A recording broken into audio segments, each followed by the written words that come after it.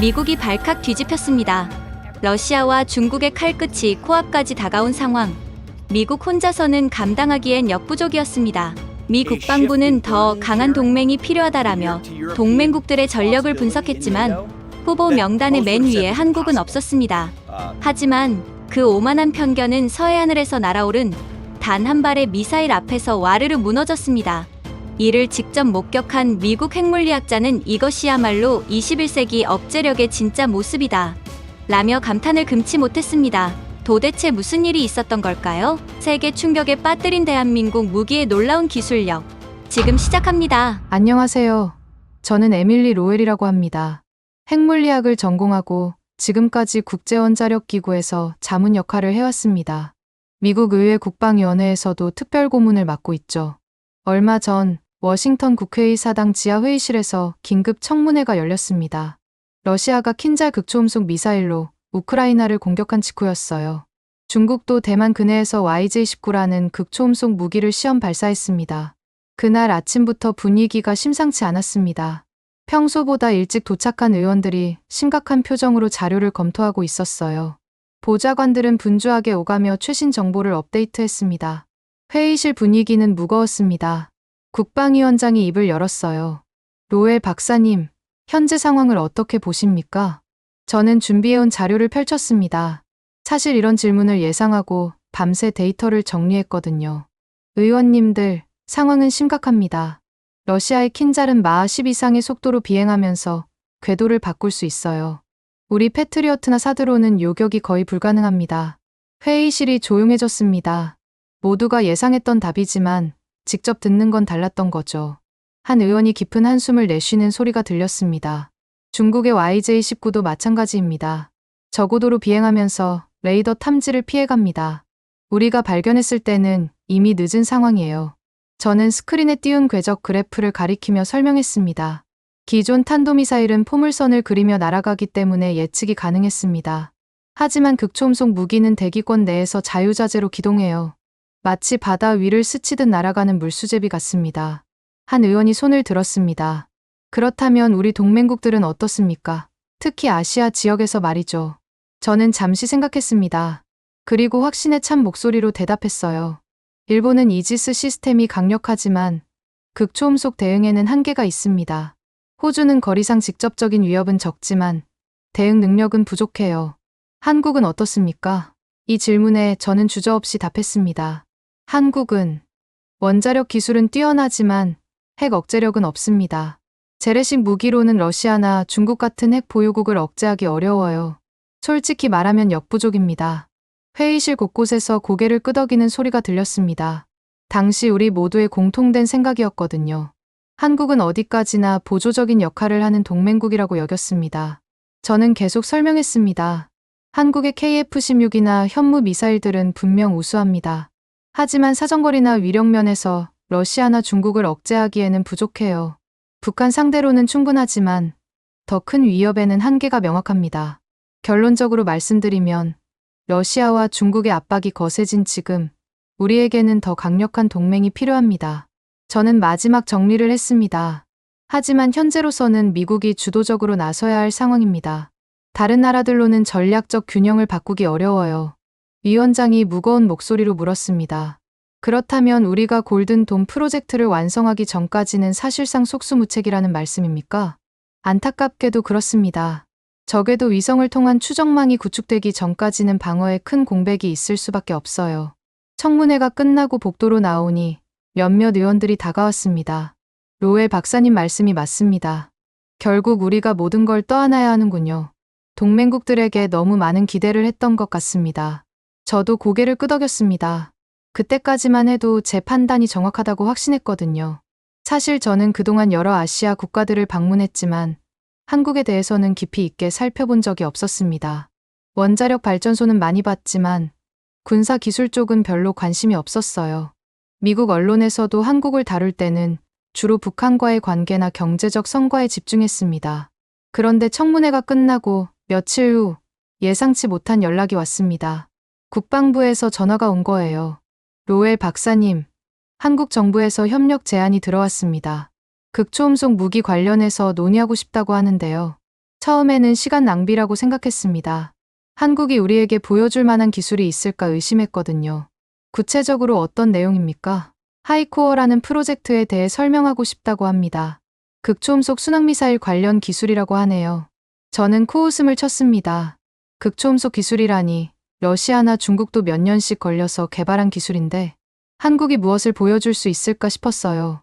혹시 기존 미사일 개량 정도 아닙니까? 아니요. 완전히 새로운 기술이라고 주장합니다. 마하 5 이상의 속도를 구현했다고 하네요. 저는 의심스러운 표정을 지었습니다. 증명된 기술입니까? 시험 발사까지 마쳤다고 합니다.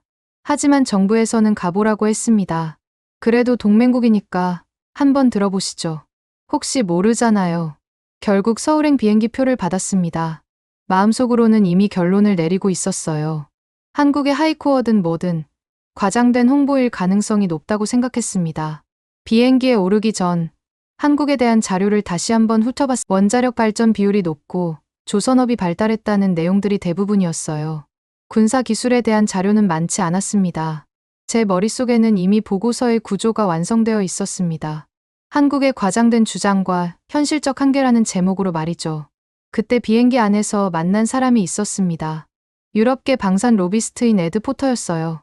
한국 방산업체들과 일할 일이 있어서 서울로 향한다고 했습니다.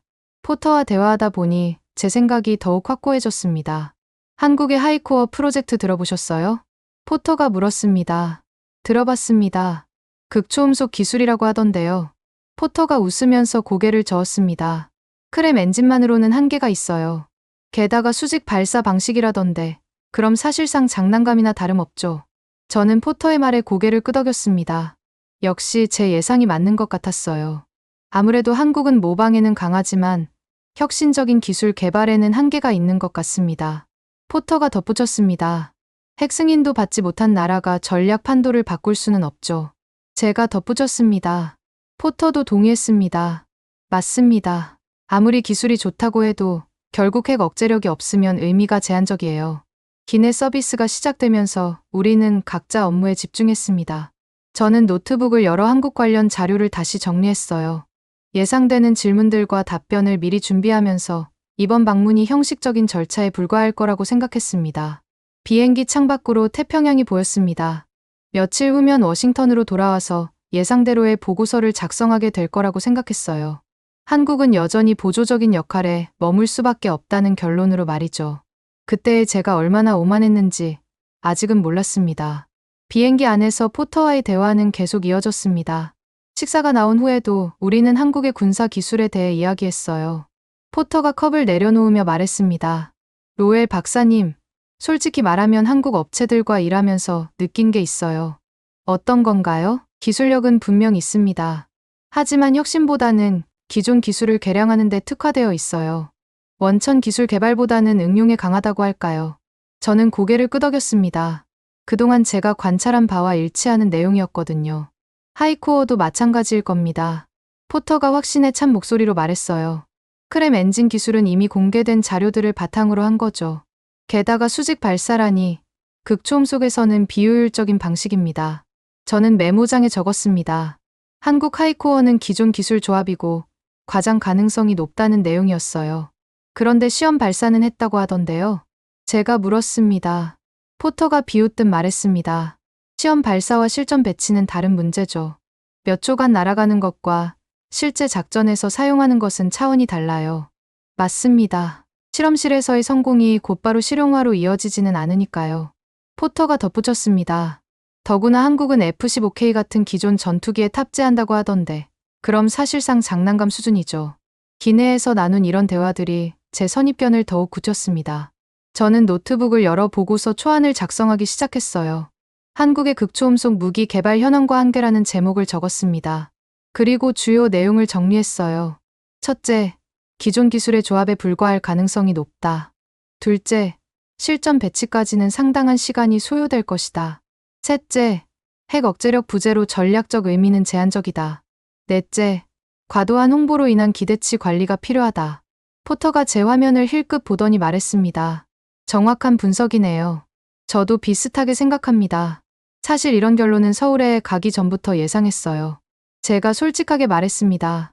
그럼 왜 굳이 가시는 겁니까? 동맹국에 대한 예의죠.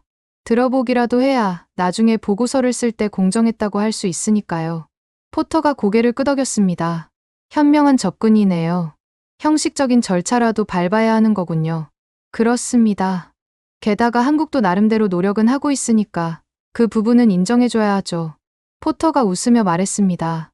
하지만 결국 현실은 현실이니까요. 미국이나 러시아, 중국 수준의 기술은 아닐 테고 비행기가 착륙하기 전 저는 이미 머릿속으로 보고서의 구조를 완성했습니다. 한국의 주장을 객관적으로 검토한 후 현실적인 한계를 지적하는 방식으로 말이죠. 기내 안내 방송이 나왔습니다. 잠시 후 인천국제공항에 착륙하겠습니다. 포터가 말했습니다. 로엘 박사님, 좋은 출장 되시기 바랍니다. 저도 한국 업체들과 미팅이 있어서 며칠 더 머물 예정이에요. 고맙습니다. 서로 정보 공유하죠. 인천공항에 도착했을 때도 제 생각은 변하지 않았습니다. 공항에서 저를 맞이한 한국 측 관계자들은 정중했지만 뭔가 과도하게 자신 있어 보였어요. 로엘 박사님, 멀리서 오시느라 고생하셨습니다. 마중 나온 외교부 관계자가 인사했습니다. 고맙습니다. 하이코어 프로젝트에 대해 관심이 많습니다. 저는 외교적으로 대답했어요. 내일 국방과학연구소에서 상세한 브리핑을 준비해 놓았습니다. 분명 놀라실 겁니다. 그 말을 들으며 저는 속으로 생각했습니다. 놀라기는 글쎄, 예상 범위 내일 텐데. 호텔로 가는 차 안에서도 관계자는 계속 하이코어를 자랑했습니다. 마 5를 넘는 속도를 달성했습니다. 세계에서 몇 안 되는 국가만 가진 기술이죠. 그렇군요. 대단하네요. 저는 정중하게 들었지만 내심 의심스러웠습니다. 마 5 정도는 러시아나 중국도 이미 달성한 수준이었거든요. 게다가 실험실에서의 성공과 실제 무기와는 전혀 다른 문제였어요. 특히 우리만의 독창적인 발사 방식을 개발했습니다. 기존의 수직 발사와는 완전히 다른 방법이에요. 이 말을 듣고도 저는 여전히 의심스러웠습니다. 발사 방식을 바꾼다고 해서 근본적인 기술 장벽이 해결되는 건 아니니까요. 호텔에 도착해서 짐을 풀며 포터에게 문자를 보냈습니다. 예상대로 과장이 심한 것 같다고 내일 브리핑에서 확인해보겠다고 했어요. 포터의 답장이 금방 왔습니다. 자기도 한국 업체 미팅이 있으니 서로 정보 공유하자는 내용이었어요. 그날 밤 저는 한국의 군사 기술에 대한 자료를 다시 검토했습니다. KF-X 전투기, 현무 미사일 시리즈, 천궁 방공 시스템 등 분명 인상적인 성과들이었지만 대부분 기존 기술을 개량한 것들이었어요. 조선업에서 보여준 것처럼 한국은 기존 기술을 완성도 높게 구현하는 데 뛰어났습니다. 하지만 완전히 새로운 패러다임을 만들어내는 혁신은 드물었어요. 하이코어도 마찬가지일 것이라고 저는 확신했습니다. 다음 날 아침 국방과학연구소로 향하는 길에서도 제 생각은 바뀌지 않았습니다. 오히려 더욱 굳어졌어요. 택시 기사도 하이코어에 대해 들어봤다며 자랑스러워했습니다. 우리나라도 이제 대단한 무기를 만든다면서요? 미국이나 중국 못지않은 거라던데. 이런 반응들을 보며 저는 생각했습니다. 국민들까지 과도한 기대를 하고 있네. 실망시키기 싫어서 더 과장하는 건 아닐까? 연구소 정문에 도착했을 때 경비가 삼엄했습니다. 신분증을 확인하고 여러 단계의 보안 검색을 거쳤어요. 이런 모습들이 오히려 의심을 키웠습니다. 정말 대단한 기술이라면 이렇게 과시할 필요가 있을까 싶었거든요. 로비에서 기다리는 동안 벽에 걸린 여러 무기 시스템들의 사진을 봤습니다. 현무 미사일, 천궁, 해성 등의 모습들이었어요. 분명 훌륭한 무기들이지만 모두 방어적 성격이거나 단거리용이었습니다. 결국 한반도 내에서만 유효한 무기들이지 전략적 균형을 바꿀 만한 수준은 아니었어요. 그때 한 관계자가 다가왔습니다. 로엘 박사님, 안녕하세요. 오늘 브리핑을 담당할 박윤서입니다. 박윤서는 생각보다 젊어 보였습니다. 하지만 악수할 때의 눈빛은 매우 진지했어요. 하이코어 프로젝트에 대해 많은 관심을 가져주셔서 감사합니다. 박윤서가 말했습니다. 저도 기대가 큽니다. 저는 외교적으로 대답했어요. 사실 기대보다는 의심이 더 컸지만요. 오늘 보시게 될 내용들은 아마 놀라우실 겁니다. 지금까지 공개된 정보들과는 차원이 다르거든요. 박윤서의 자신 있는 모습을 보며 저는 생각했습니다. 과연 어떤 걸 보여줄까? 화려한 모형이나 시뮬레이션 정도겠지. 특히 해외에 잘못 알려진 정보들이 많아서 오늘 정확한 사실을 말씀드리고 싶습니다. 잘못 알려진 정보라니 뭔가 변명거리를 준비해둔 것 같았어요. 브리핑룸으로 향하면서도 제 마음속에는 이미 결론이 내려져 있었습니다. 한국의 하이코어는 과장된 홍보에 불과할 것이라고 말이죠. 그때까지만 해도 제가 얼마나 큰 착각을 하고 있었는지 몰랐습니다. 브리핑룸에 들어서니 생각보다 규모가 컸습니다. 대형 스크린과 여러 전시물들이 눈에 들어왔어요. 천장도 높고 조명도 화려하게 설치되어 있었습니다. 하지만 가장 먼저 시선을 끈 건 한쪽 구석에 놓인 하이코어 모형이었습니다. 먼저 전시관을 둘러보시겠습니까? 박윤서가 안내했습니다. 저는 고개를 끄덕이며 모형 쪽으로 걸어갔어요. 길이 약 5m 정도의 미사일 모형이 유리 케이스 안에 전시되어 있었습니다. 모형 자체는 인상적이었어요. 매끈한 외관과 정교한 디테일이 제법 그럴듯해 보였습니다. 표면은 무광택으로 처리되어 있었고 각 부분의 이음새도 정교했어요. 하지만 제가 주목한 건 바로 안내판이었습니다. 안내판에 적힌 글자를 읽는 순간 저는 속으로 웃었습니다. 하이코어 시험체라고 명시되어 있었거든요. 그것도 꽤 큰 글씨로 말이에요. 시험체라고 되어 있네요. 제가 박윤서에게 물었습니다. 네, 맞습니다. 현재 단계에서는 기술 검증을 위한 시험체죠. 박윤서의 답변을 들으며 제 예상이 맞았다는 확신이 들었습니다. 역시 아직 실용화 단계가 아니었던 거예요. 시험체라는 건 결국 프로토타입에 불과하다는 뜻이었으니까요. 제가 모형을 더 자세히 살펴보는 동안 박윤서는 계속 설명했습니다. 물론 핵심 기술들은 모두 검증이 완료된 상태입니다. 이제는 시스템 통합과 최적화 단계에 있어요. 하지만 저는 여전히 의심스러웠습니다. 핵심 기술이 검증되었다면 왜 아직도 시험체 단계에 머물러 있을까요? 그때 뒤에서 익숙한 목소리가 들렸습니다. 로웰 박사님? 돌아보니 포터가 서 있었어요. 포터도 같은 시간에 브리핑을 듣게 된 모양이었습니다. 그 뒤로 한국 방산업체 관계자들이 몇 명 더 따라왔어요. 포터 씨도 오셨군요. 네, 한국 업체 관계자들이 함께 들어보자고 해서요. 포터가 하이코어 모형을 보더니 작은 소리로 말했습니다. 봐라, 시험체라고 되어 있지 않냐. 저는 고개를 끄덕였습니다. 역시 제 예상이 틀리지 않았어요. 포터가 계속 말했습니다. 무기화는 아직 불가능하다는 뜻이지. 그냥 기술 시연용 모형인 거야. 그렇게 보이네요. 실제 무기라면 이렇게 쉽게 공개할 리도 없고요. 포터가 모형 주변을 돌면서 관찰했습니다. 엔진 부분을 보세요. 너무 단순하게 만들어져 있어요. 진짜 스크램 엔진이라면 훨씬 복잡한 구조여야 하는데. 저도 포터가 가리키는 부분을 봤습니다. 확실히 엔진 부분이 실제보다는 단순화되어 보였어요. 아마도 보안을 핑계로 대충 만든 것 같았습니다. 박윤서가 우리 대화를 듣고 다가왔습니다. 혹시 궁금한 점이 있으시면 언제든 물어보세요. 이 시험체는 실제로 비행했습니까? 포터가 날카롭게 물었습니다. 물론입니다. 지난해 하반기에 시험 발사를 성공적으로 마쳤어요. 포터가 추가로 물었습니다. 몇 차례나 시험했습니까? 그건 보안 사항이라서 구체적인 횟수는 말씀드리기 어려워요. 이런 답변이 나올 때마다 저는 더욱 의심스러워졌습니다. 정말 성공적이었다면 횟수 정도는 자랑스럽게 말할 법한데요. 그런데 아직 시험체 단계라는 건 실전 배치는 언제쯤 가능한 겁니까? 제가 물었습니다. 박윤서가 잠시 머뭇거렸습니다. 그건 단계적으로 진행될 예정입니다. 먼저 지대지 버전부터 시작해서 함대지, 공대지 순으로 개발할 계획이에요. 이 애매한 답변이 모든 걸 말해주는 것 같았어요. 결국 언제가 될지 모른다는 뜻이었으니까요. 저는 모형을 더 자세히 살펴봤습니다. 외관은 그럴듯했지만 역시 실물이 아닌 전시용 모형이었어요. 재질도 플라스틱인지 복합 재료인지 구분하기 어려웠습니다. 실제 무기라면 이렇게 쉽게 공개할 리도 없고요. 포터가 제게 속삭였습니다. 로웰 박사님, 저기 보시면 엔진 부분이 단순화되어 있어요. 실제 스크램 엔진의 복잡성을 제대로 반영하지 못한 것 같습니다. 저도 그 부분을 유심히 봤습니다. 포터 말이 맞았어요.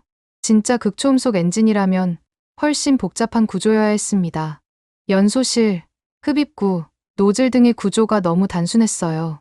게다가 크기도 실제보다 축소된 것 같네요. 포터가 덧붙였습니다. 진짜 극초음속 미사일이라면 이것보다 훨씬 커야 할 텐데. 박윤서가 우리 대화를 의식한 듯 말했습니다. 이건 전시용 모형이라 실제와는 다른 부분들이 있습니다. 보안상의 이유로 일부러 단순화한 거예요. 그 말을 듣고도 저는 여전히 의심스러웠습니다. 보안을 핑계로 대충 만든 건 아닐까 싶었거든요. 러시아나 중국이 자국의 극초음속 무기를 공개할 때와는 확연히 달랐어요. 전시관을 더 둘러보니 다른 무기 시스템들도 있었습니다. 현무 미사일 시리즈, 천궁 방공 시스템, KSSM 등 모두 한국이 자랑하는 무기들이었어요. 하지만 이들은 모두 검증된 그리고 사거리가 제한된 무기들이었습니다. 현무2B는 사거리가 300km, 현무3은 800km 정도였어요. 북한을 상대로는 충분하지만 중국이나 러시아를 억제하기에는 부족했습니다. 하이코어와는 차원이 다른 기술이 필요한 거였죠. 다른 무기들과 비교해서 하이코어의 특징은 뭡니까? 제가 물었습니다. 박윤서가 설명했습니다. 기존 탄도미사일들과 달리 대기권 내에서 기동이 가능합니다. 그리고 속도도 훨씬 빠르고요. 구체적으로 어느 정도의 속도입니까? 포터가 물었습니다. 마 5 이상입니다. 박윤서가 답했습니다. 저는 속으로 생각했습니다. 마 5 이상이라는 표현이 애매하네. 정확한 수치를 말하지 않는 건 아직 목표치에 도달하지 못했다는 뜻일까? 포터도 비슷한 생각이었던지 물었습니다. 최고 속도는 어느 정도까지 가능합니까? 그건 기밀 사항이라서. 박윤서가 말을 흐렸습니다. 이런 답변들을 들으며 저는 점점 확신을 갖게 되었습니다. 역시 과장된 부분이 많구나. 진짜 대단한 성과라면 이렇게 숨길 이유가 없을 텐데요. 전시관 구석에는 하이코어 개발 과정을 보여주는 패널들이 있었습니다. 연구 시작부터 시험 발사까지의 과정이 연대기 순으로 정리되어 있었어요. 하지만 여기서도 구체적인 성능 수치는 찾아볼 수 없었습니다. 모두 세계 수준, 첨단 기술 같은 추상적인 표현들 뿐이었어요. 한 패널에서는 하이코어의 장점을 나열하고 있었습니다. 기존 방어 시스템 무력화, 신속한 정밀 타격, 전략적 억제 효과 등. 하지만 이런 건 어떤 극초음속 무기든 가져야 할 기본적인 특징들이었어요. 실제 시험 영상 같은 건 볼 수 있습니까? 제가 물었습니다. 그건 브리핑에서 일부 공개할 예정입니다. 박윤서가 답했습니다. 포터가 제게 작은 목소리로 말했습니다. 아마 몇 초짜리 편집 영상 정도겠지. 전체 과정은 안 보여줄 거야. 저도 그렇게 생각했습니다. 정말 성공적이었다면 더 당당하게 공개했을 테니까요. 러시아가 킨잘 시험 영상을 공개할 때의 자신감과는 차이가 났어요.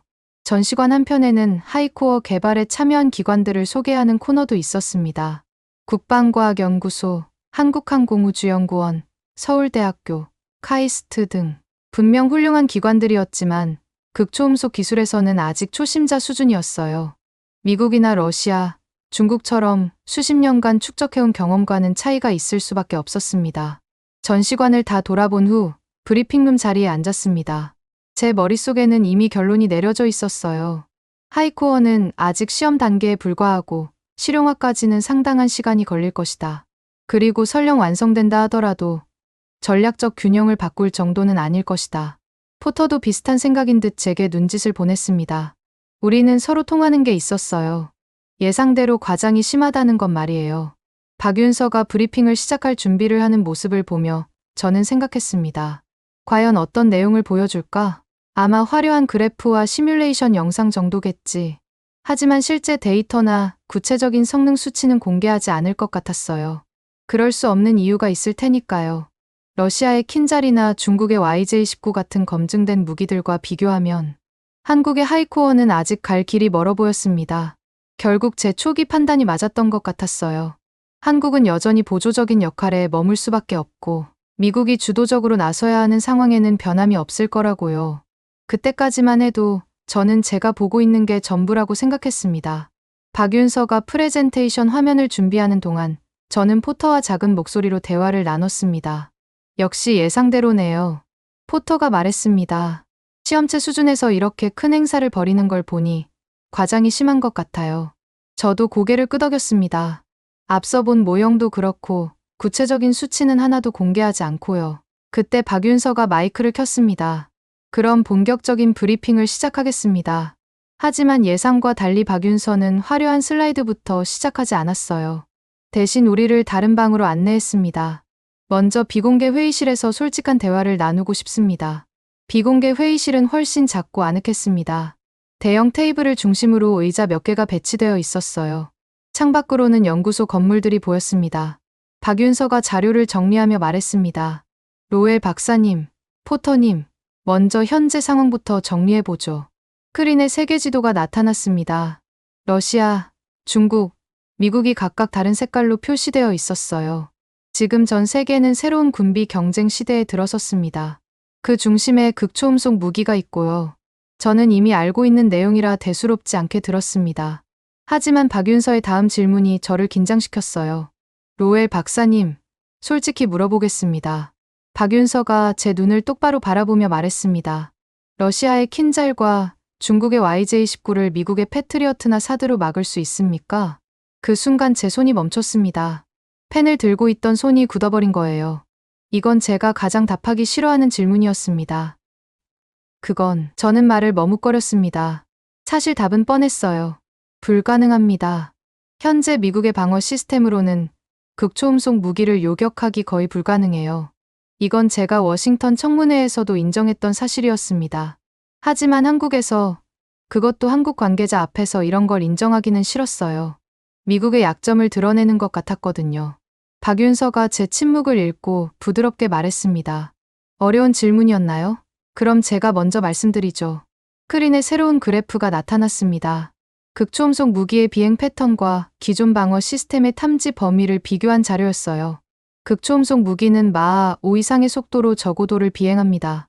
레이더 지평선 때문에 탐지 시간이 극도로 짧아져요. 박윤서가 그래프의 한 지점을 가리켰습니다. 킨잘의 경우 탐지부터 착탄까지 채 1분이 걸리지 않습니다. 요격 미사일을 발사할 시간적 여유가 없어요. 포터가 불편한 듯 자리에서 몸을 움직였습니다. 이런 이야기는 듣고 싶지 않았던 모양이에요. 하지만 박윤서는 계속했습니다. 더 큰 문제는 궤도 변경입니다. 탄도미사일과 달리 극초음속 무기는 비행 중에 경로를 바꿀 수 있어요. 요격 미사일이 목표를 잃게 됩니다. 저는 할 말이 없었습니다. 모든 게 사실이었거든요. 이건 미국 국방부 내부에서도 골치 아픈 문제로 여겨지고 있었어요. 그래서 미국이 골든돔 프로젝트를 추진하는 거 아닙니까? 제가 반박했습니다. 맞습니다. 박윤서가 고개를 끄덕였어요. 하지만 골든돔이 완성되려면 언제까지 걸릴까요? 새로운 슬라이드가 나타났습니다. 골든돔 프로젝트의 일정표였어요. 위성만 구축만 해도 최소 5년은 걸립니다. 지상시설 연동까지 고려하면 10년은 좋게 걸리겠죠. 저는 그 숫자를 보고 깜짝 놀랐습니다. 생각보다 훨씬 오래 걸리는 거였어요. 박윤서가 테이블에 몸을 기댔습니다. 그럼 그 10년 동안은 어떻게 하실 겁니까? 러시아와 중국이 가만히 기다려줄까요? 이 질문에는 정말 답할 말이 없었습니다. 현실적으로 미국 혼자서는 어려운 상황이었어요. 동맹국들의 도움이 필요하다는 말씀입니까? 제가 물었습니다. 정확합니다. 박윤서의 눈빛이 진지해졌어요. 하지만 어떤 동맹국이어야 할까요? 일본의 이지스 시스템으로는 한계가 있습니다. 호주는 너무 멀고요. 박윤서가 지도에서 한반도를 가리켰습니다. 여기를 보세요. 한반도의 지정학적 위치입니다. 중국과 러시아를 동시에 견제할 수 있는 최적의 위치에 있어요. 저는 그 지도를 보면서 인정할 수밖에 없었습니다. 한반도의 위치는 정말 전략적이었어요. 중국의 동쪽 해상 진출로를 막고 러시아의 남하를 견제할 수 있는 위치였습니다. 하지만 한국의 현재 무기 체계로는 제가 말하려던 순간 박윤서가 손을 들어 제지했습니다. 바로 그 부분입니다. 박윤서가 말했습니다. 한국이 지금까지 보여준 무기들은 모두 방어적이거나 단거리용이었어요. 하지만 이제는 다릅니다. 스크린에 새로운 지도가 나타났습니다. 한반도를 중심으로 동심원들이 그려져 있었어요. 하이코어가 완성되면 상황이 달라집니다. 중국의 주요 군사 기지들이 타격 범위 안에 들어와요. 제가 깜짝 놀라 물었습니다. 사거리가 그 정도나 됩니까? 구체적인 수치는 기밀이지만 충분히 전략적 가치가 있는 수준입니다. 포터가 의심스러운 표정으로 말했습니다. 하지만 아직 시험체 단계 아닙니까? 실제 배치까지는. 박윤서가 포터를 바라보며 말했습니다. 포터님, 시험체라고 해서 기술이 없다는 뜻은 아닙니다. 핵심 기술은 이미 검증이 끝났어요. 박윤서가 다시 저를 바라봤습니다. 로엘 박사님, 솔직히 말씀해 주세요. 지금 미국이 가장 필요로 하는 건 무엇입니까? 저는 잠시 생각했습니다. 정말 솔직하게 답해야 할까요? 동맹국들과의 책임 분담입니다. 결국 저는 솔직하게 답했습니다. 미국 혼자 모든 걸 떠안기에는 부담이 너무 커요. 바로 그겁니다. 박윤서가 테이블을 가볍게 두드렸어요. 미국의 골든돔이 완성되기 전까지 그 공백을 메울 동맹이 필요합니다. 박윤서가 일어서서 창밖을 바라보며 말했습니다. 한국이 그 구간을 맡겠습니다. 그 말을 들은 순간 저는 뭔가 다른 느낌을 받았습니다. 지금까지 들어본 한국 관계자들의 말과는 달랐어요. 과장이나 허풍이 아니라 진짜 자신감처럼 들렸거든요. 정말 그게 가능합니까? 제가 물었습니다. 박윤서가 저를 돌아보며 미소를 지었습니다. 말로는 부족하겠죠. 직접 보여드리겠습니다. 그때까지만 해도 저는 여전히 의심스러웠습니다. 하지만 뭔가 다른 이야기가 시작될 것 같은 예감은 들었어요. 박윤서의 눈빛에서 제가 지금까지 본 한국 관계자들과는 다른 무언가를 느꼈습니다. 진짜 확신 같은 건 말이에요. 그럼 이제 진짜 이야기를 시작해보겠습니다. 박윤서가 말했습니다. 저는 펜을 다시 들었습니다. 하지만 이번에는 비판적인 메모를 적을 준비가 아니라 정말로 무언가를 배울 준비를 하고 있었어요. 제 마음속에 처음으로 의문이 생겼습니다. 혹시 내가 한국을 너무 과소평가한 건 아닐까? 박윤서가 다시 브리핑룸으로 우리를 안내했습니다. 이번에는 분위기가 달랐어요. 조명이 어두워지고 대형 스크린이 켜졌습니다. 마치 영화관에 온 것 같은 느낌이었어요. 이제 진짜 하이코어를 보여드리겠습니다. 박윤서가 말했습니다. 스크린에 복잡한 데이터들이 나타나기 시작했어요. 처음에는 뭔지 알아보기 어려웠습니다. 숫자들과 그래프들이 빠르게 움직이고 있었거든요. 실시간으로 변하는 수치들이 마치 살아있는 것 같았어요. 이건 실제 시험 발사 때의 텔레메트리 데이터입니다. 박윤서가 설명했습니다. 제가 깜짝 놀라 물었습니다. 실제 데이터요? 저는 지금까지 이런 민감한 자료를 외국인에게 공개하는 나라를 본 적이 없었어요. 네, 편집하지 않은 원본입니다. 포터도 놀란 표정으로 스크린을 바라봤어요. 이런 데이터를 공개하는 건 매우 이례적인 일이었거든요. 보통은 보안상 절대 외부에 보여주지 않는 자료들이었어요. 러시아도, 중국도 이 정도까지는 공개하지 않았습니다. 잠깐, 이거 정말 공개해도 되는 자료입니까? 포터가 걱정스럽게 물었습니다. 물론입니다. 보여드려야 할 것들만 선별했어요. 박윤서가 자신 있게 답했습니다. 스크린에서 카운트다운이 시작됐습니다. 19, 8, 7점. 마치 실제 발사 상황을 보는 것 같았어요. 제 심장도 카운트다운에 맞춰 빨라지기 시작했습니다.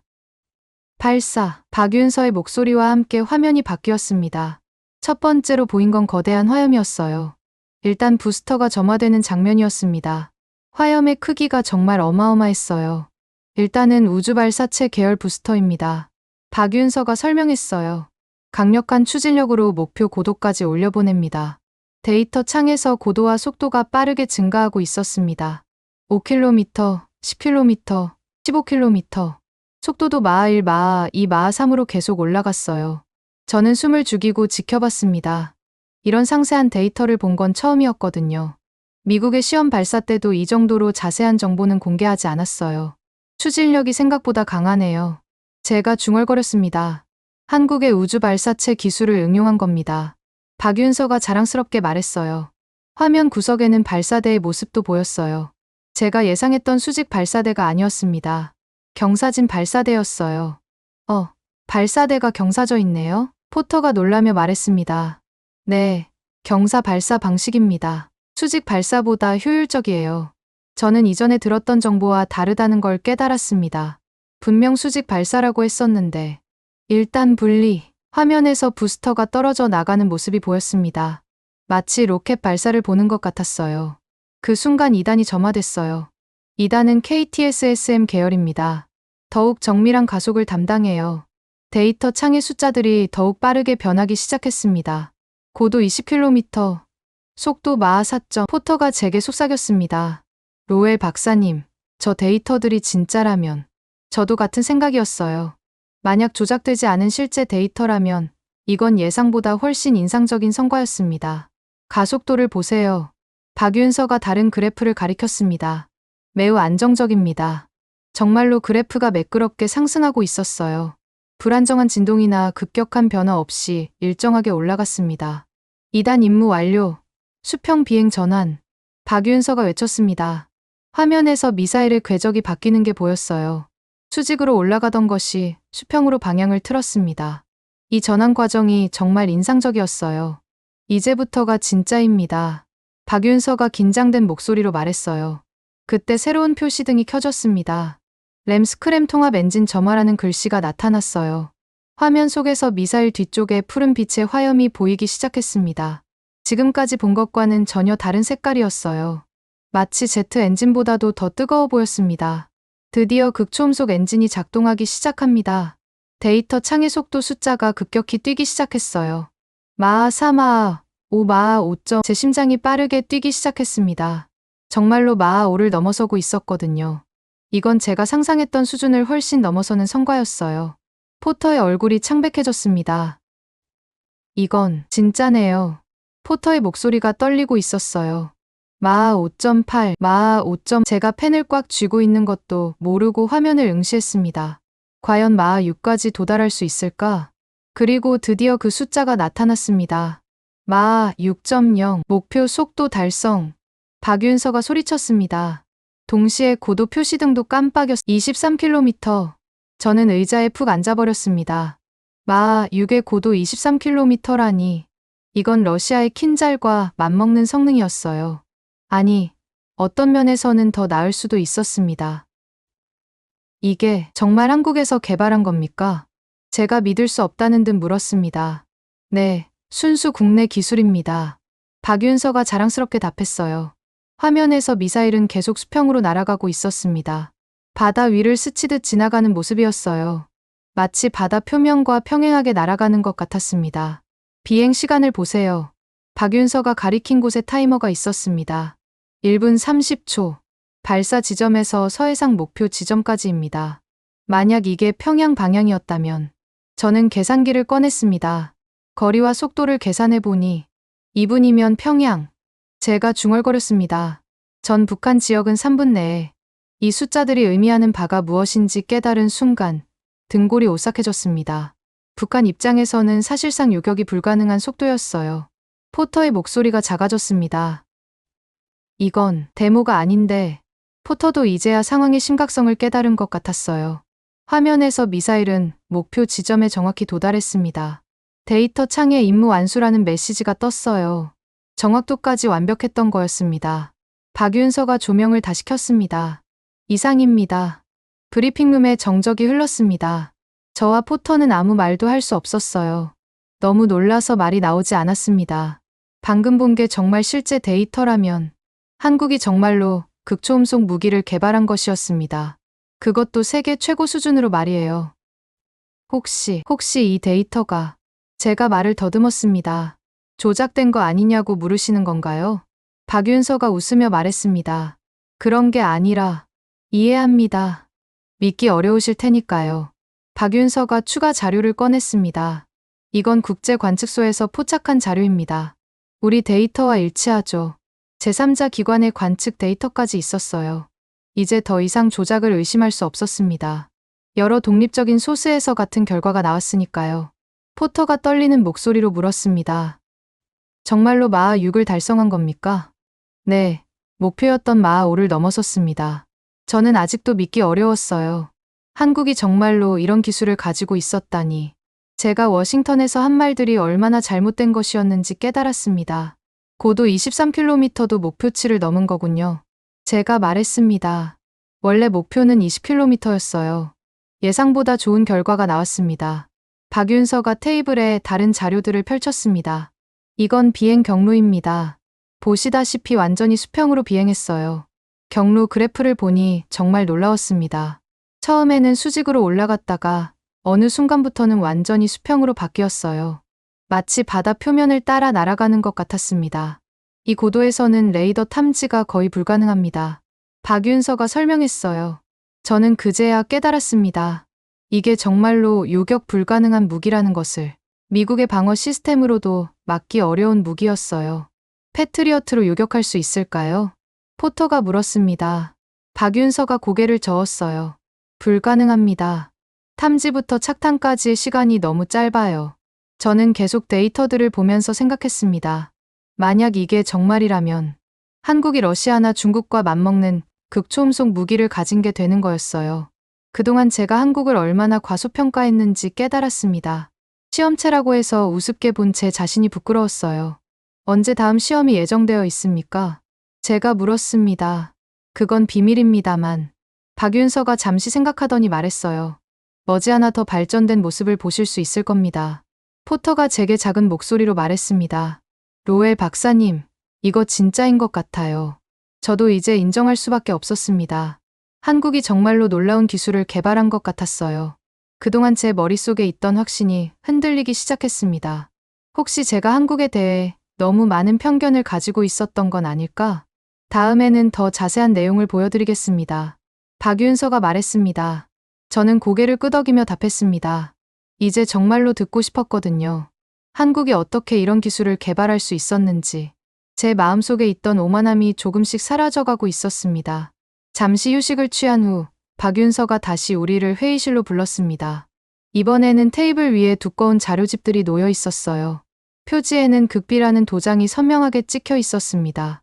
이제 하이코어의 진짜 의미에 대해 말씀드리겠습니다. 박윤서가 자료집을 펼치며 말했습니다. 첫 번째 페이지에는 세계 지도가 있었어요. 한반도를 중심으로 여러 동심원이 그려져 있었습니다. 방금 보신 시험 발사는 사실 기본 성능 검증에 불과합니다. 박윤서가 설명했어요. 실제 작전 능력은 훨씬 광범위해요. 포터가 의심스러운 표정으로 물었습니다. 사거리가 얼마나 됩니까? 구체적인 수치는 기밀이지만 박윤서가 지도의 한 지점을 가리켰습니다. 베이징까지는 충분히 도달 가능합니다. 제가 깜짝 놀라 물었습니다. 베이징까지요? 네. 그리고 상하이, 칭다오, 선양까지도 모두 사정권 내에 들어옵니다. 저는 계산기를 꺼내서 거리를 계산해봤습니다. 서울에서 베이징까지는 약 950km였어요. 만약 하이코어가 이 거리까지 날아갈 수 있다면 중국의 주요 군사 기지들이 모두 타격 범위에 들어오는군요. 제가 중얼거렸습니다. 정확합니다. 박윤서가 다음 페이지를 넘겼어요. 새로운 지도가 나타났습니다. 이번에는 러시아 극동 지역이 표시되어 있었어요. 블라디보스토크의 러시아 태평양 함대 기지도 사정권 내입니다. 박윤서가 설명했습니다. 포터의 얼굴이 더욱 심각해졌습니다. 그럼 한국이 중국과 러시아를 동시에 견제할 수 있다는 말씀입니까? 이론적으로는 그렇습니다. 저는 이 말의 의미를 곱씹어봤습니다. 만약 정말로 그렇다면 한국의 전략적 가치가 완전히 달라지는 거였어요. 더 이상 북한만 상대하는 지역적 플레이어가 아니라 동아시아 전체의 균형을 좌우할 수 있는 존재가 되는 것이었습니다. 박윤서가 다른 자료를 꺼냈습니다. 그런데 하이코어는 혼자가 아닙니다. 다른 무기 체계들과 연동되어야 진짜 위력을 발휘해요. 테이블 위에 새로운 사진들이 놓였습니다. 현무 미사일의 모습이었어요. 현무를 보신 적 있으신가요? 박윤서가 물었습니다. 들어봤습니다. 지하 관통 능력이 뛰어나다고 제가 답했습니다. 맞습니다. 현무는 고속 운동 에너지를 이용해 깊은 지하까지 관통할 수 있어요. 북한의 지하 시설들을 무력화하는 게 주목적이죠. 박윤서가 두 미사일의 사진을 나란히 놓았습니다. 하이코어와 현무호가 함께 있으니 뭔가 대단한 조합처럼 보였어요. 하이코어가 신속한 타격을 담당한다면 현무호는 확실한 무력화를 담당합니다. 두 무기가 함께 사용되면 포터가 말을 이었습니다. 적이 방어할 시간적 여유가 전혀 없겠군요. 바로 그겁니다. 박윤서가 고개를 끄덕였어요. 저는 이 조합의 무서움을 깨달았습니다. 하이코어로 먼저 방어 시설을 마비시키고 현무호로 핵심 시설을 파괴하는 것이었어요. 이런 공격을 받는다면 어떤 나라든 속수무책일 것 같았습니다. 그런데 지금 보신 건 지대지 버전입니다. 박윤서가 다른 자료를 펼쳤어요. 새로운 그림이 나타났습니다. 공중에서 발사되는 하이코어의 모습이었어요. ALBM 버전도 개발 중입니다. 박윤서가 설명했습니다. ALBM이 뭡니까? 포터가 물었습니다. 에어, 론치드 발리스틱 미사일의 줄임말이에요. 항공기에서 발사하는 탄도미사일입니다. 제가 놀라며 물었습니다. 그럼 전투기에서도 하이코어를 발사할 수 있다는 말씀입니까? 네, 그게 최종 목표입니다. 박윤서가 전투기 사진을 꺼냈어요. KF-21의 모습이었습니다. KF-21의 외장으로 탑재하는 방안을 검토 중입니다. 이 말을 듣는 순간 저는 완전히 다른 차원의 위협을 느꼈습니다. 지상에서 발사하는 것도 무서운데 공중에서 발사한다면 그럼 발사 위치를 예측하기가 거의 불가능하겠네요. 제가 중얼거렸습니다. 맞습니다. KF-21이 한반도, 상공 어디서든 발사할 수 있으니까요. 포터가 걱정스러운 표정으로 말했습니다. 그럼 중국이나 러시아 입장에서는 한국의 모든 전투기를 감시해야 하는 건가요? 이론적으로는 그렇습니다. 저는 이 상황을 상상해봤습니다. 중국이 한반도 상공을 비행하는 모든 KF-21을 경계해야 하는 상황. 그들의 방공망에 엄청난 부담이 될 것 같았어요. 박윤서가 테이블을 정리하며 말했습니다. 이제 핵심을 말씀드리겠습니다. 새로운 자료가 테이블 위에 놓였어요. 핵 없는 핵 억제력이라는 제목이 있었습니다. 현재 한국은 핵무기를 보유하지 않고 있습니다. 박윤서가 시작했어요. 하지만 하이코어와 현무호가 완성되면 상황이 달라집니다. 어떻게 달라진다는 말씀입니까? 제가 물었습니다. 현존하는 방어 시스템으로는 요격이 거의 불가능한 속도와 궤도입니다. 박윤서가 단호하게 말했습니다. 탄두만 얹으면 억제력의 성격이 완전히 달라져요. 이 말을 듣는 순간 저는 등골이 오싹해졌습니다. 핵탄두를 장착한 하이코어라니 그건 정말 무시무시한 무기가 될 것 같았어요. 물론 현재로서는 재래식 탄두만 사용합니다. 박윤서가 덧붙였습니다. 하지만 기술적으로는 말을 끝내지 않았지만 의미는 분명했어요. 언제든 핵탄두를 장착할 수 있다는 뜻이었습니다. 포터가 떨리는 목소리로 물었습니다. 그럼 한국이 사실상 핵 억제력을 갖게 되는 건가요? 핵무기는 아니지만 억제 효과는 비슷할 겁니다. 저는 이제야 하이코어의 진짜 의미를 깨달았습니다. 이건 단순한 무기가 아니라 전략적 게임 체인저였어요. 한국이 중국이나 러시아와 대등한 협상력을 갖게 되는 수단이었습니다. 중국이나 러시아가 한국을 함부로 대할 수 없게 되는군요. 제가 말했습니다. 그렇습니다. 그들도 한국의 보복을 두려워하게 될 거예요. 박윤서가 마지막 자료를 꺼냈습니다. 동아시아 전체의 세력 균형을 보여주는 도표였어요. 미국의 골든돔이 완성되기 전까지 이 지역의 균형을 유지하는 건 한국의 몫입니다. 저는 처음으로 한국을 러시아나 중국까지 억제할 수 있는 카드로 바라보게 되었습니다. 더 이상 보조적인 동맹국이 아니라 핵심적인 전략 파트너로 말이에요. 한국이 정말로, 제가 말을 머뭇거렸습니다. 정말로 이 지역의 게임 체인저가 될 수 있겠군요. 이미 되었다고 봐야죠. 박윤서가 자신 있게 답했습니다. 포터도 이제 완전히 표정이 바뀌어 있었어요. 처음에 회의적인 모습은 온데간데 없었습니다. 로웰 박사님. 박윤서가 저를 바라보며 말했습니다. 이제 미국이 혼자가 아닙니다. 한국이 함께하겠습니다. 그 말을 듣는 순간 제 마음속에 있던 마지막 의심도 사라졌습니다. 한국이 정말로 믿을 만한 파트너가 될 수 있다는 확신이 들었어요. 아니, 파트너가 아니라 이미 그 이상의 존재가 되어 있었습니다. 미국이 가장 필요로 하는 동맹국이 되어 있었어요. 제 머릿속에서 한국에 대한 모든 평가가 바뀌고 있었습니다. 박윤서가 브리핑을 계속 이어갔습니다. 이번에는 테이블 위에 여러 두꺼운 폴더들을 쌓기 시작했어요. 각각 다른 기관의 로고가 찍혀 있었습니다. 지금까지 말로만 설명했으니 이제 문서로 확인해 보시죠. 박윤서가 첫 번째 폴더를 열었습니다. 이건 국방과학연구소의 공식 시험 보고서입니다. 표지에는 ADD 극초음속 무기 기술 검증 보고서라고 적혀 있었어요. 저는 보고서를 받아들고 첫 페이지를 펼쳤습니다. 상세한 기술 데이터들이 빼곡히 적혀 있었어요. 최고 속도 마하 6.0, 순항 고도 23km, 비행 시간 152초. 모든 숫자들이 앞서 본 영상과 정확히 일치했습니다. 이 보고서는 언제 작성된 겁니까? 제가 물었습니다. 시험 발사 직후입니다. 독립적인 검증 기관에서도 확인했어요. 박윤서가 두 번째 폴더를 열었습니다. 이번에는 서울대학교 로고가 보였어요. 서울대 항공우주공학과에서도 별도로 분석했습니다. 박윤서가 설명했습니다. 폴더 안에는 복잡한 공식들과 그래프들이 가득했어요. 대학교 수준의 엄밀한 분석이었습니다. 포터가 서울대 보고서를 들여다보며 말했습니다. 이 계산들 정말 정교하네요. 항공우주공학과 교수진들이 직접 참여했습니다. 박윤서가 자랑스럽게 말했어요. 저는 보고서의 결론 부분을 읽어봤습니다. 하이코어 시스템은 설계 목표를 모두 달성했으며 세계 최고 수준의 극초음속 기술을 구현했다고 적혀 있었어요. 세 번째 폴더가 열렸습니다. 이번에는 카이스트였어요. 카이스트 연구진들도 독립적으로 검증 작업에 참여했습니다. 카이스트 보고서는 더욱 기술적이었어요. 엔진 연소 효율, 공기역학적 특성, 재료 공학적 분석까지 모든 면에서 꼼꼼하게 검토한 흔적이 보였습니다. 이 모든 기관들이 같은 결론에 도달했다는 말씀입니까? 제가 물었습니다. 네, 세 기관 모두 하이코어의 성능을 확인했습니다. 박윤서가 네 번째 폴더를 꺼냈어요.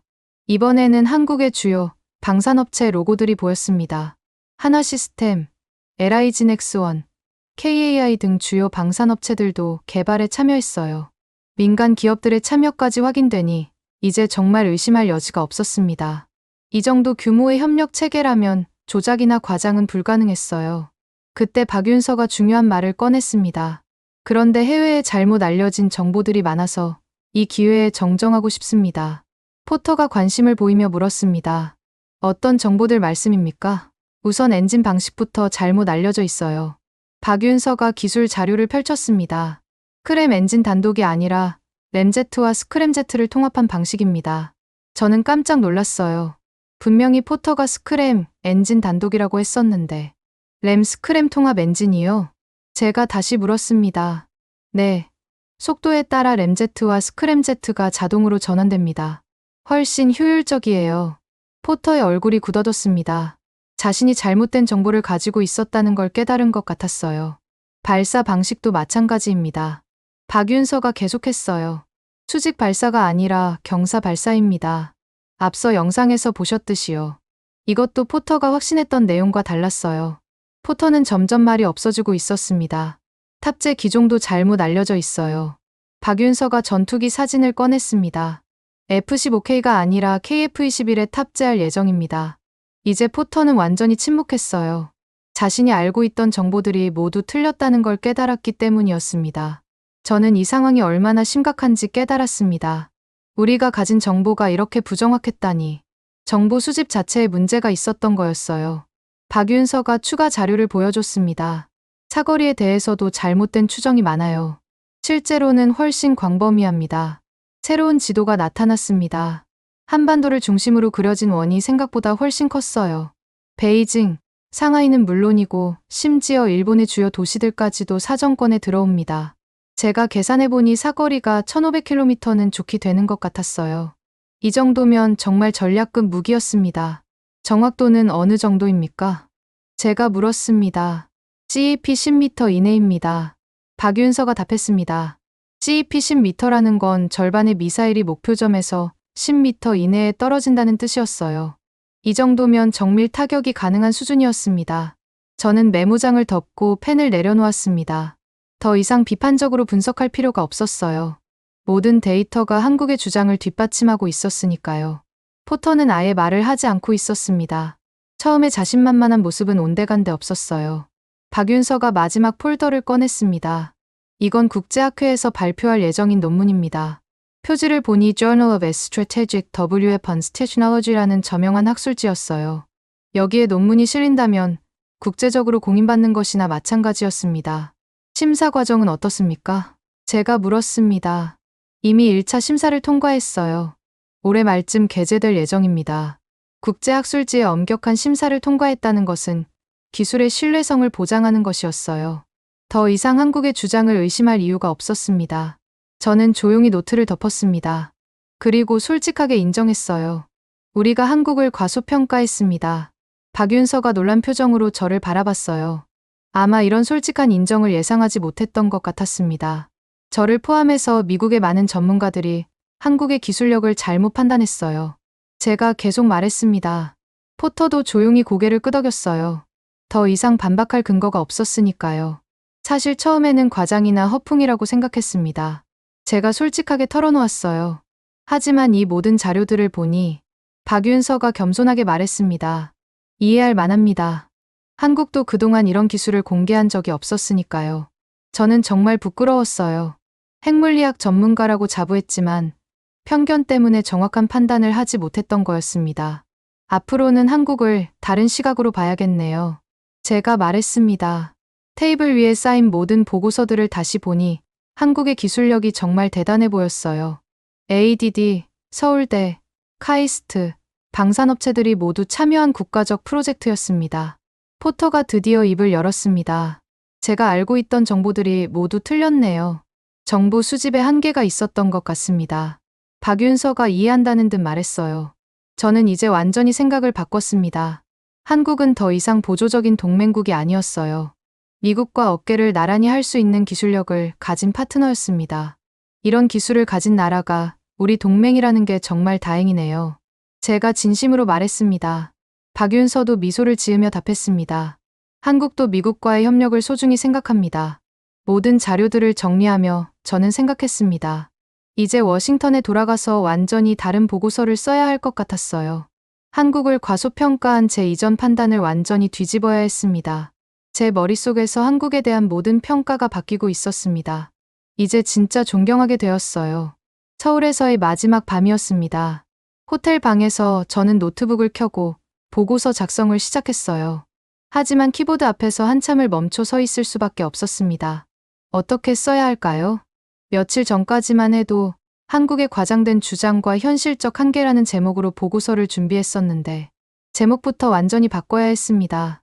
결국 새로운 제목을 적었어요. 대한민국의 극초음속 무기 개발과 전략적 함에 첫 문단을 쓰기 시작했습니다. 본 보고서는 한국의 하이코어 프로젝트에 대한 현지 조사 결과를 바탕으로 작성되었다. 기존의 평가와 달리 한국의 극초음속 무기 기술은 예상을 훨씬 뛰어넘는 수준에 도달해 있다. 문장 하나하나를 쓸 때마다 제 마음이 복잡했어요. 며칠 전에 제 자신을 부정하는 것 같았거든요. 하지만 사실은 사실이었습니다. 저는 계속 타이핑했어요. 특히 마하 6의 순항 속도와 23km의 비행, 고도는 현존하는 어떤 방어 시스템으로도 요격이 거의 불가능한 수준이다. 이 문장을 쓰면서도 믿기 어려웠어요. 정말 한국이 이런 기술을 가지고 있다니. 다음 날 인천공항에서 포터를 다시 만났습니다. 포터도 완전히 달라진 표정이었어요. 어깨가 축 처진 채로 무거운 발걸음을 하고 있었습니다. 로엘 박사님, 어떻게 보고서를 쓰실 예정입니까? 포터가 조심스럽게 물었습니다. 사실대로 써야죠. 우리가 틀렸다고요. 저는 솔직하게 답했습니다. 저도 제 회사에 완전히 다른 보고를 해야 할 것 같습니다. 포터가 한숨을 쉬며 말했어요. 특히 스크램 엔진이나 발사 방식에 대해 완전히 잘못된 정보를 가지고 있었네요. 우리 모두 그랬어요. 정보 수집 자체에 한계가 있었던 것 같습니다. 비행기 안에서 저는 계속 보고서를 작성했습니다. 한국에서 본 모든 것들을 정리하면서 제 생각이 얼마나 바뀌었는지 깨달았어요. 특히 박윤서가 보여준 자료들을 다시 생각해보니 정말 체계적이었어요. ADD, 서울대, 카이스트까지 참여한 검증 과정은 그 어떤 나라도 따라하기 어려운 수준이었습니다. 워싱턴에 도착한 후 첫 번째 할 일은 국방부 브리핑이었습니다. 회의실에는 고위 관계자들이 모여 있었어요. 평소보다 참석자가 많았습니다. 로엘 박사님, 한국 방문은 어땠습니까? 국방차관이 물었습니다. 저는 잠시 침묵했습니다. 어떻게 시작해야 할까 고민했어요.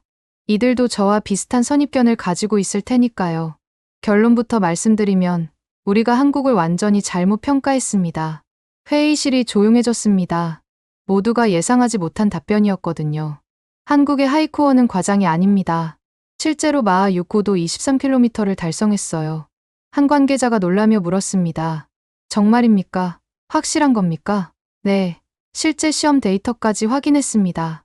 조작이나 과장이 아니라 진짜 성과예요. 저는 가져온 자료들을 테이블 위에 펼쳤습니다. ADD, 서울대, 카이스트의 보고서들이었어요. 이 모든 기관들이 독립적으로 검증했습니다. 의심할 여지가 없어요. 국방차관이 자료를 훑어보며 물었습니다. 그럼 전략적 의미는 어떻게 평가하십니까? 이 질문에 저는 확신을 가지고 답했습니다. 게임 체인저입니다. 완전한 게임 체인저예요. 스크린에 동아시아 지도를 띄웠습니다. 한반도를 중심으로 동심원들이 그려져 있었어요. 한국의 하이코어 사정권에는 베이징, 상하이, 블라디보스토크가 모두 들어옵니다. 회의실에서 탄성이 터져 나왔어요. 이건 말이 안 되는데요. 한 관계자가 중얼거렸습니다. 이건 중국과 러시아에 대한 실질적 억제력을 의미합니다. 저는 계속 설명했습니다. 더구나 KF-21에 탑재 가능하다면 발사 지점을 예측하기도 어려워져요. 더 중요한 건 요격이 거의 불가능하다는 점입니다. 우리 패트리어트나 사드로도 막기 어려워요. 한 장군이 손을 들며 물었습니다. 그럼 한국이 이제 지역 강국이 되었다는 말씀입니까? 그런 수준이 아닙니다. 저는 단호하게 말했어요. 대한민국은 이제 북한만이 아니라 러시아와 중국까지 억제할 수 있는 나라가 되었어요. 미국이 지금 가장 필요로 하는 동맹국입니다. 회의실이 다시 조용해졌습니다. 모두가 이 말의 의미를 이해하려고 애쓰고 있었어요. 국방차관이 신중하게 물었습니다. 만약 한국이 핵 보유 승인을 받는다면 어떻게 될까요? 이 질문에 저는 잠시 생각했습니다. 그리고 솔직하게 답했어요. 세계 질서를 뒤흔들 무시무시한 강국으로 도약할 겁니다. 제 목소리에는 두려움과 존경이 동시에 섞여 있었어요. 한국의 기술력에 대한 존경과 그 파급력에 대한 경계심이 공존하고 있었습니다. 핵탄두를 장착한 하이코어를 상상해보세요. 저는 계속 말했습니다. 요격 불가능한 극초음속 핵미사일이 됩니다. 그 순간 한국은 완전히 다른 차원의 국가가 되는 거예요. 한 관계자가 걱정스럽게 물었습니다. 그럼 우리에게는 위협이 될 수도 있는 거 아닙니까? 아닙니다. 저는 고개를 저었어요. 한국은 우리 동맹국이에요. 오히려 우리에게는 최고의 파트너가 될 겁니다. 저는 골든돔 프로젝트 일정표를 꺼냈습니다. 우리 골든돔이 완성되려면 최소 10년은 걸립니다. 그 공백기에 한국이 동아시아를 책임질 수 있어요. 국방차관이 관심을 보이며 물었습니다. 구체적으로 어떤 방식으로 말입니까? 책임 분담입니다. 저는 새로운 지도를 보여줬어요. 태평양을 2개 구역으로 나누는 겁니다. 서태평양은 한국이, 동태평양은 미국이 담당하는 방식으로요. 이 제안을 들은 회의실의 분위기가 확연히 달라졌어요. 모두가 진지하게 검토하기 시작했습니다. 한국이 중국의 해상 진출을 견제하고 우리는 태평양 전체를 안정적으로 관리하는 거예요. 저는 구체적으로 설명했습니다. 특히 대만 해협이나 남중국해에서 중국의 도발이 있을 때 한국의 하이코어가 강력한 억제 효과를 발휘할 수 있어요. 한 장군이 고개를 끄덕이며 말했습니다. 그럴듯한 전략이네요. 우리 혼자 모든 걸 떠안기에는 부담이 너무 컸거든요. 무엇보다 한국은 신뢰할 수 있는 동맹국입니다. 저는 강조했어요. 민주주의 국가이고 미국과 가치를 공유하고 있어요. 이런 파트너를 찾기는 쉽지 않습니다. 또 다른 관계자가 질문했습니다. 하지만 한국이 이런 강력한 무기를 가지게 되면 독자적인 행동을 할 위험은 없을까요? 그 부분은 긴밀한 협력으로 해결해야 할 문제입니다. 저는 신중하게 답했어요. 오히려 한국을 우리와 더 가깝게 묶어두는 것이 중요해요. 회의가 끝난 후 국방차관이 저를 따로 불렀습니다. 로엘 박사님, 정말 확신하십니까? 네, 완전히 확신합니다. 저는 주저없이 답했어요. 제가 직접 보고 확인한 내용들입니다. 그럼 한국과의 협력 방안을 구체적으로 검토해 봅시다. 다음 주에 정책 회의를 소집하겠습니다. 며칠 후 저는 최종 보고서를 완성했습니다. 총 50페이지에 이르는 상세한 분석 보고서였어요. 마지막 문단을 이렇게 마무리했어요. 결론적으로 대한민국은 더 이상 우리가 보호해야 할 약소국이 아니다. 오히려 미국과 어깨를 나란히 할 수 있는 기술 강국이며 동아시아 안정의 핵심 파트너이다. 특히 골든돔 프로젝트 완성 이전까지는 한국의 하이코어가 이 지역 균형 유지의 핵심 역할을 할 것으로 예상된다. 핵 승인만 떨어진다면 한국은 세계 질서 재편의 주역으로 부상할 것이다. 보고서를 제출한 후 곧바로 새로운 회의 일정이 잡혔어요. 제목은 한미 태평양 분담 구역 설정 방안이었습니다. 그 회의 준비를 하면서 저는 깨달았습니다. 제 오만함이 완전히 사라졌다는 것을. 대신 한국에 대한 진심 어린 존경이 생겼어요. 동시에 그들의 엄청난 기술력에 대한 건전한 경계심도 가지게 되었습니다. 한국은 이제 미국이 함부로 대할 수 있는 상대가 아니었어요. 오히려 조심스럽게 대해야 할, 그리고 깊이 협력해야 할 파트너가 되었습니다. 며칠 전만 해도 한국을 역부족이라고 평가했던 제 자신이 부끄러웠어요. 이제는 한국이 가장 필요한 동맹이라고 확신하고 있었으니까요. 다음 주에 열릴 한미협력회의가 기다려졌습니다. 이제 진짜 동등한 파트너로서 대화할 수 있을 것 같았어요. 창밖으로 보이는 워싱턴의 야경을 바라보며 저는 생각했습니다. 세상이 정말 빠르게 변하고 있구나. 그리고 한국이 그 변화의 중심에 서 있구나. 제가 경험한 이 놀라운 반전이 앞으로 미국의 아시아 정책에 어떤 변화를 가져올지 정말 기대되었습니다. 한국, 이제 정말 무시할 수 없는 나라가 되었어요. 아니, 이미 우리보다 앞서 있는 분야까지 생겼는지도 모릅니다. 저는 다시 한번 다짐했습니다. 앞으로는 절대로 편견으로 다른 나라를 판단하지 않겠다고요. 여러분은 지금 어디에서 이 이야기를 듣고 계신가요? 댓글로 적어주시면 감사드리겠습니다. 지금까지 감동을 더하다였습니다.